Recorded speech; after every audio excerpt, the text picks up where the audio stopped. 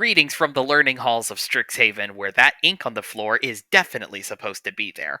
My name is John of the NTG Thoughtcast, and this is Pack It In, where we open up a booster pack and find cards that can fit into your commander decks. Today, for our first episode, we've got ourselves a pack of Strixhaven, School of Mages. So, let's just get right into this booster pack, shall we? So, Strixhaven is a very fun booster set, taking the theme of like a learning school and applying it to Magic, a set of college campuses essentially across a variety of two colors that made up the school.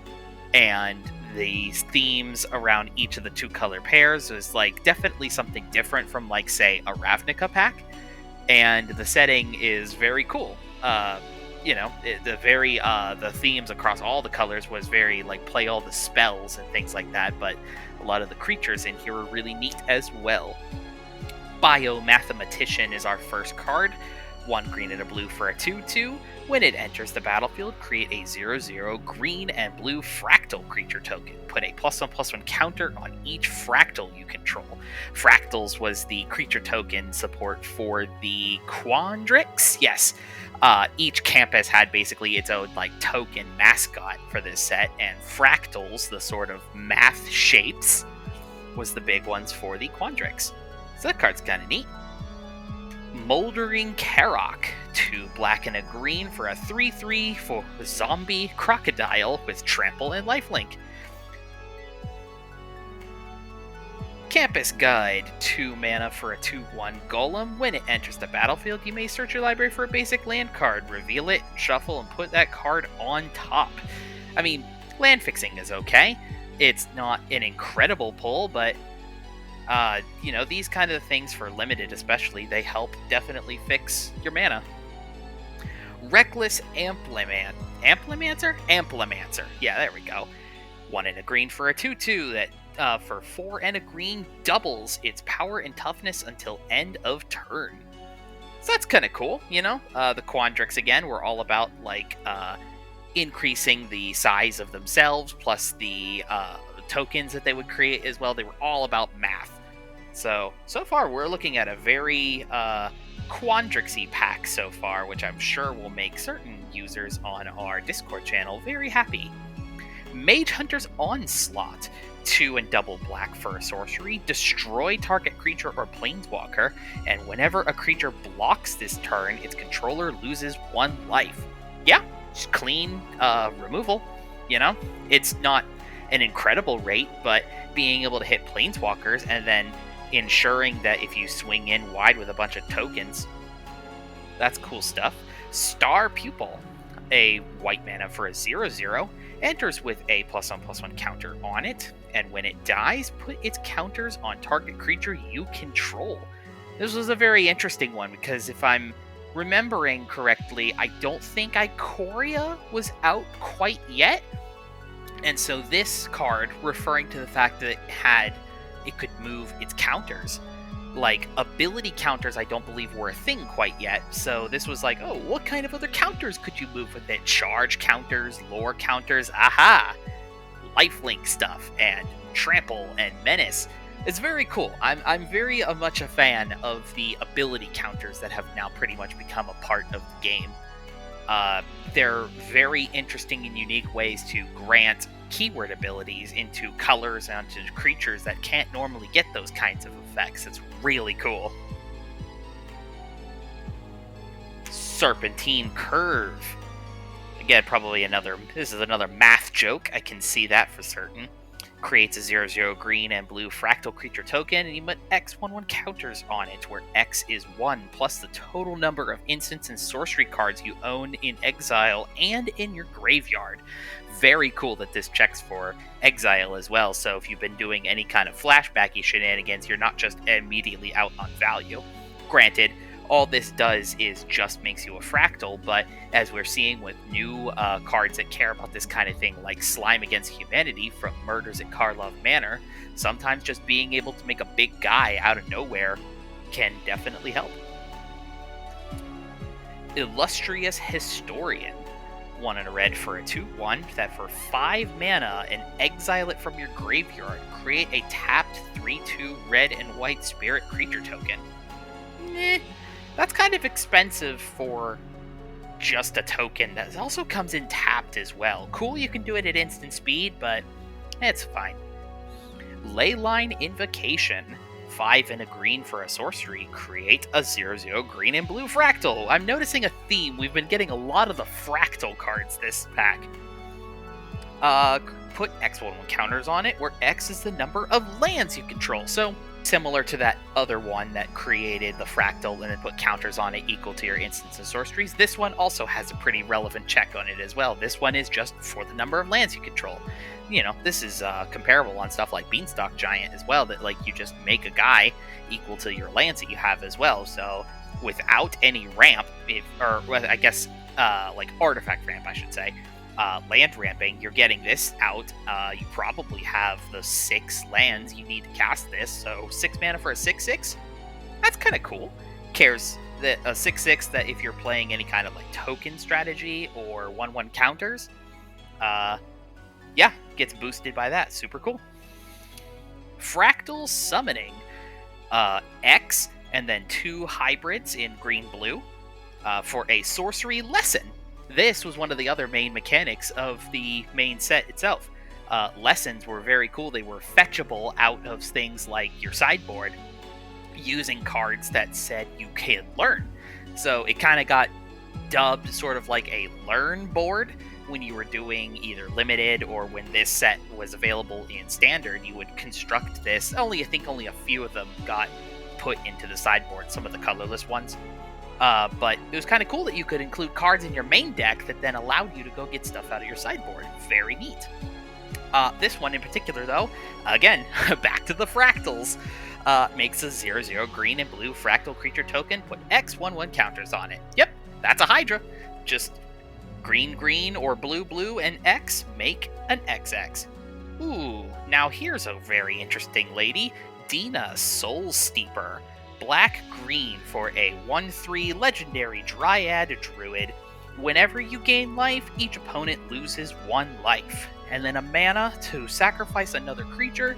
Dina Soul Steeper gets +X/+O until end of turn, where X is the sacrifice creature's power. Very fun. A very interesting different color combination for, I guess not necessarily black is here, but life gain aristocrats. In this set specifically, this was going to be wanting to eat the pest tokens. Pest tokens was said that when they died, you gain a life. So you could feed them here into Dina. She would turn that into extra power on herself. You get the extra life. You get to kill a creature, and she drains. That's super cool. This is a very fun commander to build around. Divide by 0. 2 and a blue for an instant. Returns target spell or permanent with mana value 1 or greater to its owner's hand. And then it learns. So this is one of the cards that has learn on it. Learning, if you are not using the lessons from outside of your game, like say in Commander, learn is just not a dead mechanic though. Instead of being able to get a lesson from your sideboard, learning also allows you to do a rummage. So if you are not getting a lesson, you could instead discard a card to draw a card. So that's still good that you can even use these in Commander at all. Divide by 0 specifically, this is a very fun one. Bouncing a spell to somebody's hand is not the same as countering it, so a card like this is one of the few exceptions that you can do in the game that allows you to hit spells for a brief period of time. You can hit spells that say they can't be countered on them. This is very, very cool. I actually play one of these in one of my decks. It's a very fun card. Lorehold Excavation. Red and a white for an enchantment. At the beginning of your end step, mill a card. If a land card was milled this way, you gain 1 life. Otherwise, Lorehold Excavation deals 1 damage to each opponent. And then for 5 mana, exile a creature card from your graveyard, create a tapped 3/2 red and white spirit creature token. So yeah, so that's a That's a lot of value right there. Red and white in this set was very prominent about putting things into its graveyard and then we're getting them back out. Whole like history excavation thing was what they were all about. This is again another one of those cards that you can exile certain ones from your graveyard to make spirit tokens. It's fine.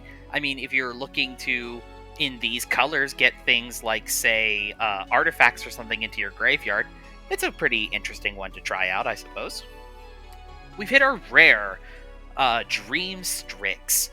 2 and a blue for a 3/2 bird illusion of flying. When it becomes the target of a spell, you sacrifice it, very typical illusion stuff. And when it dies, you learn. Yeah, it's fine. Probably a lot better if you were playing this in, like, say, a limited or constructed environment, but I suppose it, like, say, if you were to recur it from your graveyard and keep killing it, you could constantly keep dumping more cards into your graveyard and whatnot. Our Mystical Archive card is Divine Gambit.